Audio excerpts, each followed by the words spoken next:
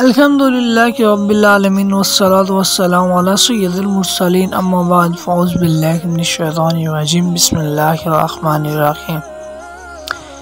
رمضان المبارک کی ایک خصوصیت یہ بھی ہے کہ اللہ عز و جل نے اس میں قرآن پاک نازل فرمایا۔ چنانچہ مقدس قرآن میں خدا رحمان عز و جل کا نزول قرآن اور ماہ رمضان کے بارے میں فرمانے علی شان ہے۔ ترجمہ کنز الایمان: رمضان کا مہینہ جس میں قرآن اترا، لوگوں کے لیے ہدایت اور رہنمائی اور فیصلے کی روشن باتیں۔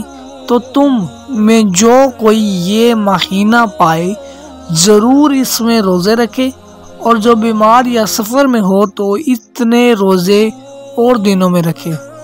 اللہ عز و جل تم پر آسانی چاہتا ہے اور تم پر دشواری نہیں چاہتا، اور اس لیے کہ تم گنتی پوری کرو اور اللہ عز و جل کی بڑائی بولو اس پر کہ اس نے تمہیں ہدایت کی اور کہیں تم حق گزار ہو۔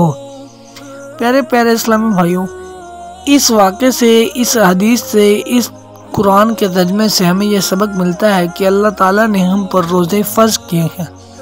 ہر بالغ مرد عورت پر روزے فرض ہیں، اور اگر کوئی شخص 95 کلومیٹر کی مسافت طے کرتا ہے تو تب وہ مسافر کہلائے گا، اور پھر وہ روزہ جو ہے بعد میں رکھ سکتا ہے، یعنی کہ روزے کا کفارہ ادا کر سکتا ہے۔